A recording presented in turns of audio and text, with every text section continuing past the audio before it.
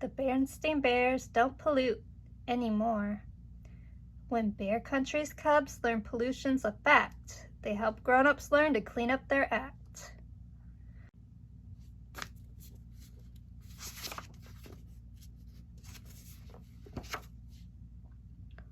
Well, looky here, said Papa Bear, as he opened the evening news. Your friend Professor Actual Factual's got his picture in the paper.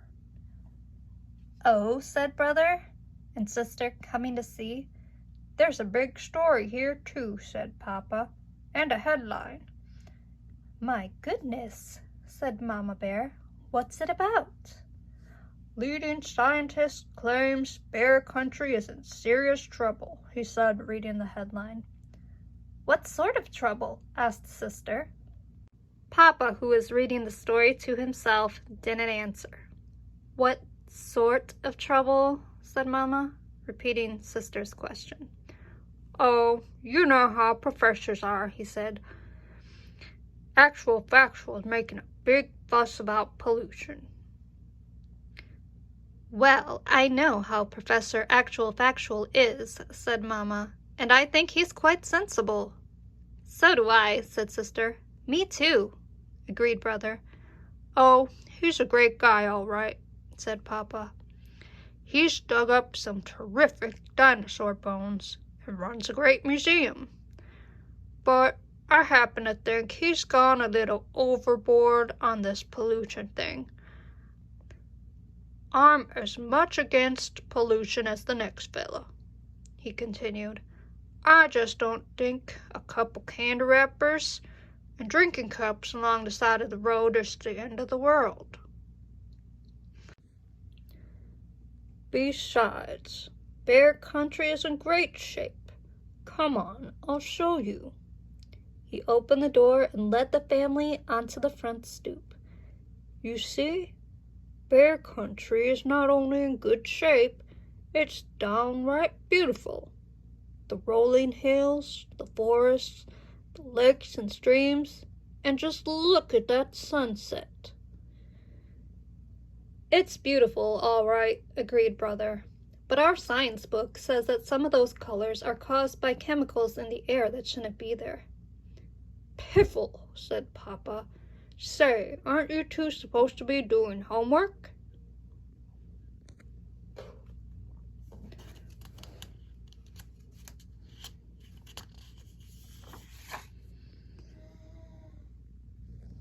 Sister, who had just completed her homework, finished quickly, but Brother Bear was stuck.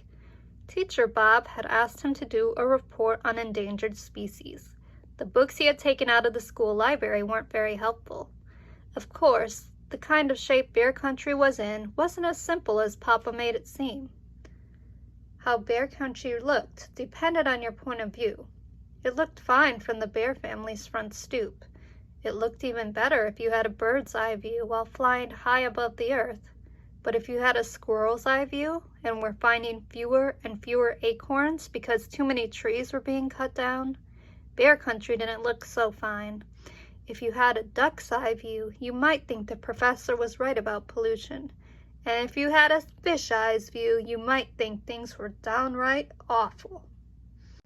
The next day, Brother decided to visit the museum to ask Professor Actual Factual for help with his endangered species report. Sister Bear went with him. Professor Actual Factual was usually cheerful and friendly and bubbling over with ideas and projects when the cubs visited, but this time he looked worried and glum. He cheered up a bit when he saw them, but Brother told him the purpose of his visit, to get help on a report about endangered species. He said something very surprising. I'll tell you the endangered species to do your report on. Us!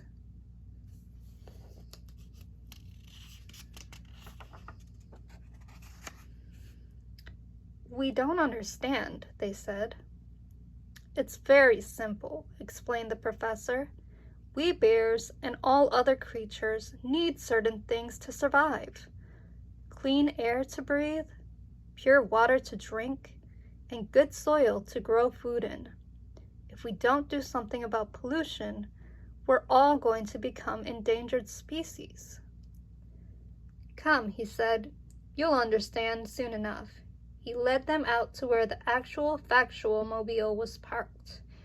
It was a special van with all kinds of scientific gear in it.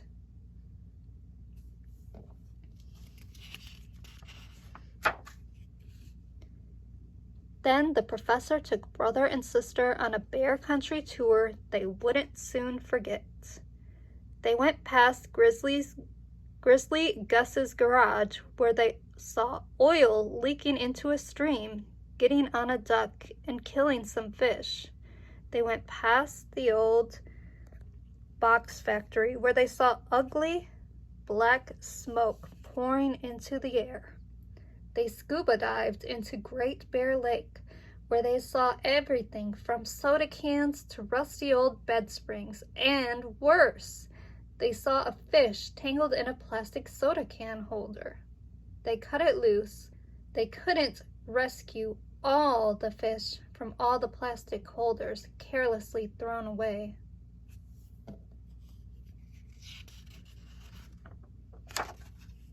They drove through the forest and saw that a great many trees had been cut down and that not many new trees had been planted to replace them. You might speak to your dad about that, said the professor. He and his fellow wood bears could help with that problem. I think I see what you mean about becoming an endangered species, said brother when they got back to the museum. Yes, agreed sister, but what are we going to do about it? Did that evening news story do much good? Asked brother. Not much, said the professor. The idea that Bear Country is in serious trouble because of pollution seems to be hard to get across.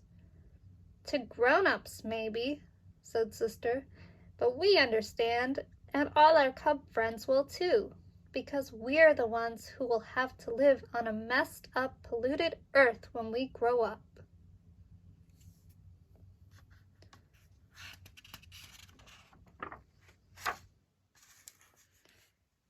Professor, said brother, how does this sound? You come to our school and explain all about pollution to the cubs of Bear Country. Maybe we can do something about it. Factual was impressed. I'll give Teacher Bob a call right away and arrange it, he said. And that's what happened. The cubs were all eyes and ears as Factual told them about the trouble Bear Country was getting into.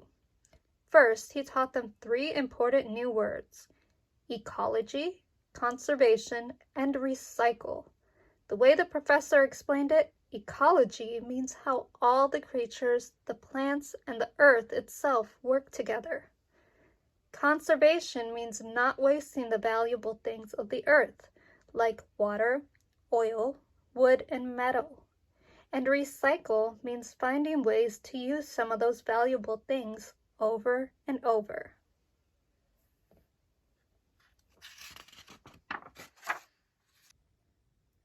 The cubs learned quite a lot from Factual, and they had some ideas of their own too. How about a recycling program? Suggested one cub. Maybe for newspapers to start, added another. Then, if it works, for cans and bottles too. Tim Honeypot said he'd talk to his dad, Mayor Honeypot, about it. Brother Bear reminded Grizzly Gus's garage. You shouldn't be allowed to spill oil into streams and kill fish, he said. Babs Bruno, whose dad was the chief of police, said, I'll talk to my dad. If there isn't a law against it, there ought to be. Even Too Tall helped with an idea. My uncle owns the Super Duper Market. He could put in a bag return plan for reusing bags. Excellent suggestion, said the professor. And if some folks don't want to cooperate, added Too Tall, me and the gang can lean on them a little. The bag return is fine, Too Tall, said Teacher Bob, but no leaning.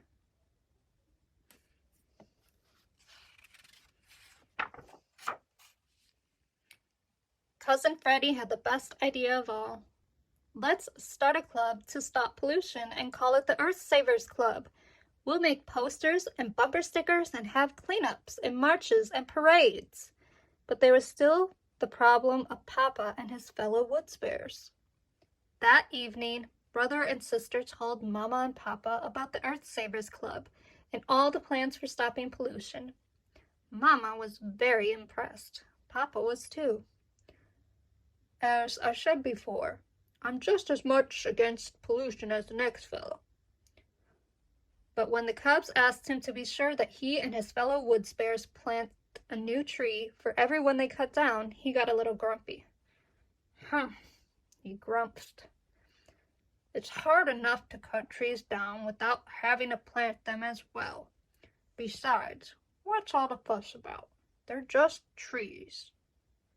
My dear, said Mama, the cubs are right. The forest is a living thing and deserves respect. Papa was about to say piffle, but thought better of it.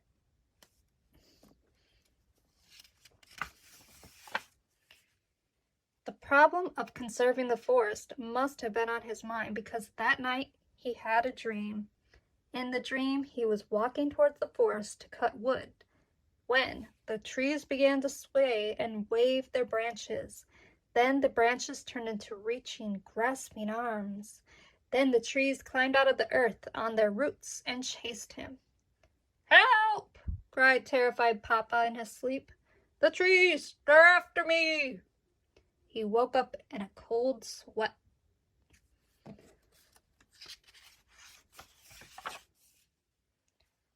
Having nightmares? Asked Mama.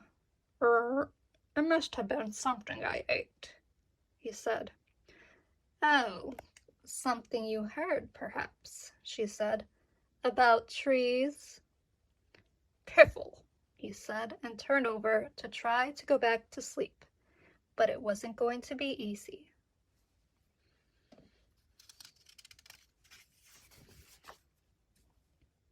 The cubs didn't expect to solve all of Bear Country's pollution problems, but the Earth Savers Club made a very good start. The mayor declared a special holiday called Earth Savers Day, and the cubs had a big parade. Brother and sister marched at the head with Professor Factual.